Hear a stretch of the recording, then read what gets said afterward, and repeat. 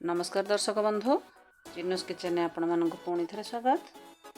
आज मु गोटे नुआ रेसिपी नहीं आसी आपण मानक रेसिपीटी ना हो चिल्ली मटर पनीर। आपण मैंने समस्ते चिल्ली पनीर तो बनई थे, चिल्ली मटर पनीर टी डिफरेंट। तेबे चलतु रेसिपीटी को बनवा स्टार्ट करिबा।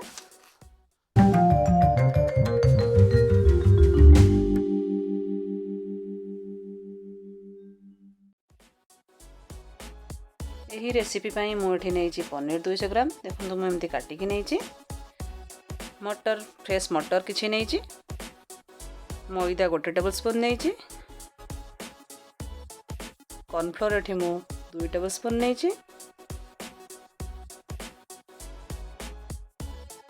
चिल्ली पाउडर हाफ स्पून नहीं धनिया पाउडर हाफ टेबल स्पून नहीं गरम मसाला पाउडर हाफ स्पून नहीं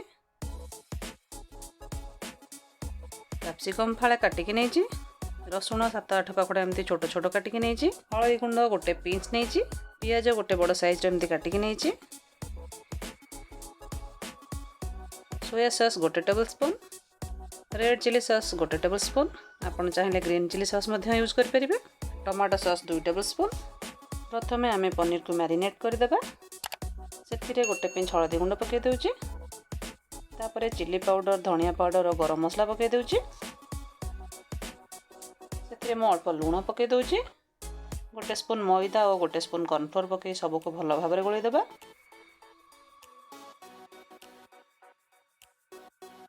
ड्राए होची बोली मु सेथिरे अल्प पानी देकी गोल दूची और 5 मिनट पई छाड़ देउची।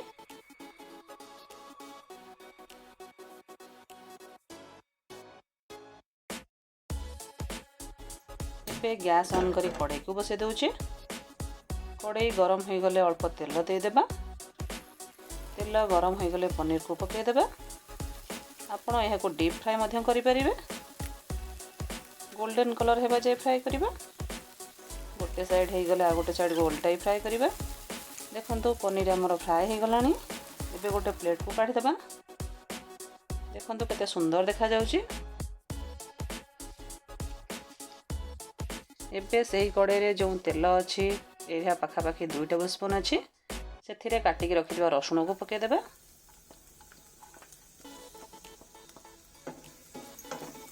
रसुण टिके भाजी हो गले काटिकी रखिथिबा पियाज को पकई दउची पियाज को 2 मिनट भाजीबा।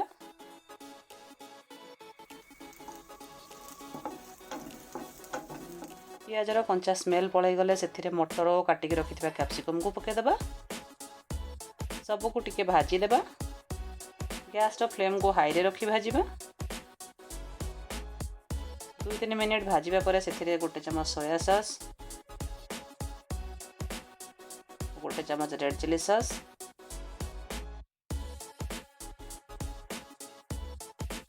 एवं 2 टेबल स्पून टमाटो सॉस को पकई गोले देबा।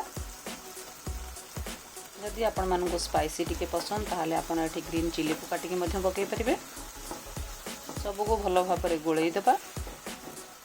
एबे फ्राई करी रखिथिबा पनीर को पकई दउची सबको मिक्स कर देबा।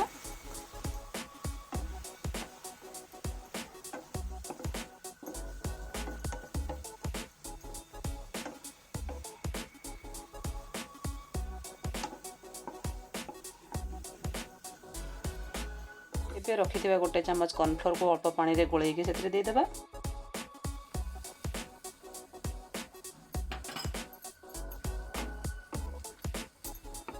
ये सबुतरे मु लुण देबी नहीं कहीं सॉस मानकर लुण थाए। एबे सबको भल भाव में मिक्स कर देबा किछि समय। एबे गैस को ऑफ कर देउची। देखंतु हमर चिल्ली मटर पनीर रेडी हो जाइए। देखंतु केमिति सुंदर देखा जाउची। यह देखा को जी सुंदर खाइबा को सेतिके सुआदिया और बनैबारे मध्य सेतिके इजी।